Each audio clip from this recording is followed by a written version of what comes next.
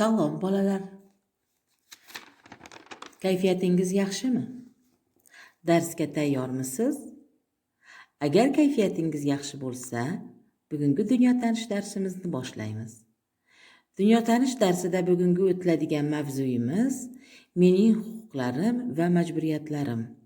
Bugungi darsda siz Konstitutsiyaning ahamiyati haqida xulosa qilishni o'rganib olasiz. Qozog'iston fuqarolarining huquq va majburiyatlari haqida bilib olasiz.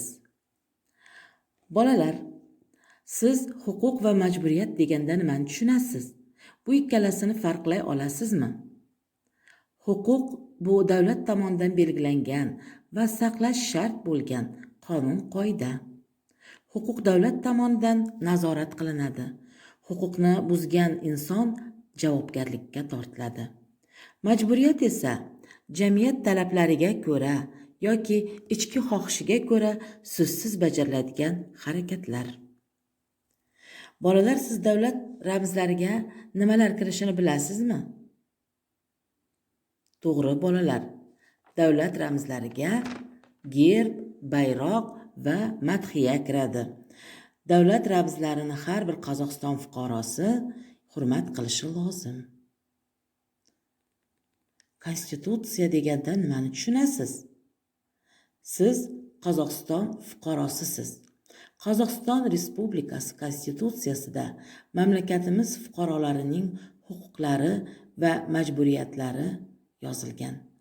Biz Konstitutsiyaga, uning qonun qoidalariga amal qilishimiz kerak.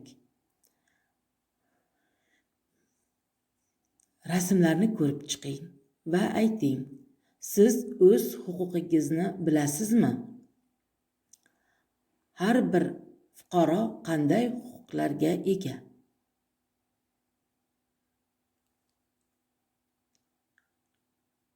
To'g'ri bolalar. Sizning bepul bilim olish, bepul davolanish, dam olish va o'z boshqa mamlakatda yashasangiz ham o'z ona tilingizda gapirish huquqingiz bor. Insoniy huquqi va erkinliklari bilan tanishishni o'z konstitutsiyamizda davom ettiramiz. Darsligimizning 116-117 betlarida Konstitutsiyadagi ayrim moddalarni yozib qo'ygan. Biz bu moddalarni o'qib, qanday anglaganligingizni ota-onangizga tushuntiring va bilib olishga harakat qiling. Konstitutsiyada huquqlardan tashqari barcha Qozog'iston fuqarolari bajarishi shart bo'lgan majburiyatlar ham yozib qo'yilgan. Rasmlarga qarab, qani sizning majburiyatingiz qanday degan savolga javob bera olasizmi? Qani bolalar, o'ylanib ko'ring. To'g'ri bolalar. Har bir Qozog'iston fuqarosi eng muhim majburiyati bu huquq va erkinlikni hurmat qilish, vatanimizni himoya qilish, davlatimizning bosh qomusi bo'lgan Konstitutsiyaga amal qilish, davlat ramzlarini hurmat qilish, madaniy va tarixiy yodgorliklarni asrab-avaylash va vatanimiz tabiatini asrash bizning majburiyatimizga kiradi. Quyidagi gapni qanday anglashingizni oila a'zolaringizga tushuntiring. Majburiyatsiz huquq yo'q, huquqsiz majburiyat yo'q. Akangiz yoki opangizning qanday tushunishini eshiting.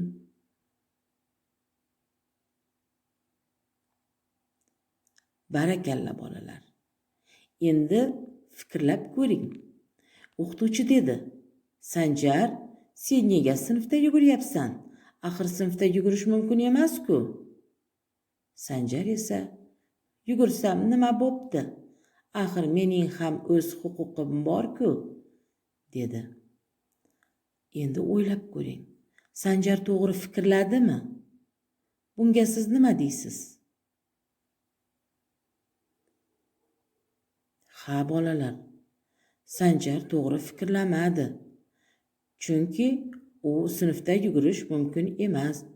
U buning bajargan ishi huquqqa kirmaydi. Sinfda u tartib intizom qoidalariga rioya qilish lozim. Tasavvur qiling endi. Sizni mabodo parlamentga deputat qilib saylasa, siz qanday qonun qabul qilishni taklif qilar edingiz? O'zingizning fikringizni menga yozib yuborishingiz mumkin. Javobingizni kutaman. Bolalar, bugungi darsimiz sizga yoqdimi? Agar sizga yoqqan bo'lsa, hammasini tushungan bo'lsangiz, qizil gulni tanlaysiz. Agar sizga tushunish ancha qiyin bo'lgan bo'lsa, sariq gulni tanlang. Agar umuman tushunmagan bo'lsangiz, oq gulni tanlaysiz. Endi sizga uyga vazifa. Qozog'iston fuqarolarining huquq va majburiyatlari haqida kollaj tuzing. Konstitutsiyaning jamiyatimiz hayotidagi ahamiyati to'g'risida Sinkveyn o'ylab toping. E'tiborlaringiz uchun katta rahmat bolalar. Javoblaringizni men kutaman. Sog' omon bo'ling. Yanaga uchrashguncha omon bo'ling bolalar. Uyda bo'ling. Vazifalarni bajaring.